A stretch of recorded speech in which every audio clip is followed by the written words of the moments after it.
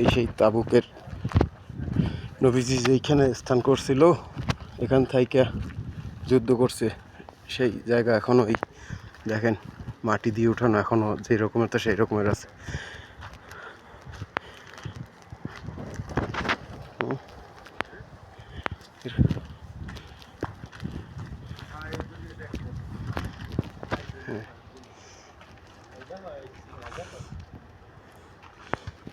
এই হলো আপনাদের আমাদের হযরত মুহাম্মদ সাল্লাল্লাহু আলাইহি সাল্লাম প্রিয় নবী এইখানে বসে এইখানে থাইকা যুদ্ধ করছে।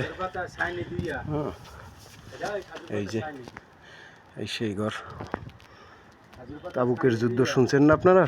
সবাই তো শুনছেন যে তাবুকের যুদ্ধ সেই জায়গা হলো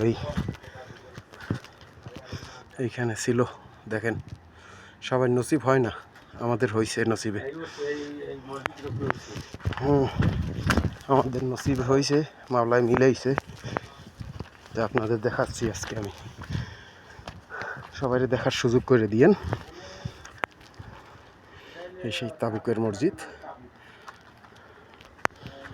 এই অনেক জায়গা, অনেক লোকজন আসে, বাঙালিরা আসে, ঠিক আছে, সবাই দেখার জন্য আসে।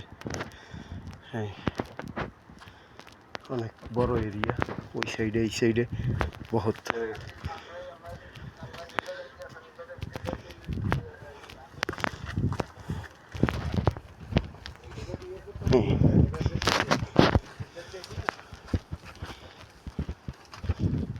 এই সেই তাবুকের যুদ্ধের স্থান, নবীজি এইখানে স্থান করছিল, ঠিক আছে। এই যে আমাদের অনেক ভাই ভাইগারা আসে এখানে দেখতে, ঠিক আছে। আমাদের প্রিয় নবী এইখানে থাইকা যুদ্ধ করছে। এই মাটি দিয়ে উঠানো অনেক 1400-1500 বছর আগে উঠানো ঘর এখনো আছে, ঠিক আছে। যদিও কেউ ব্যবহার করে না, কারণ এটা প্রিয় নবী এখানে স্থান করছিল, এই কারণে এটা স্মৃতি রাইখা দিছে। ওকে, আর এইটা হলো আয়সা মসজিদ। এই বাইঙ্গা এখন উঠাইছে। হ্যাঁ, মসজিদ নাম কি? আয়সা মসজিদ।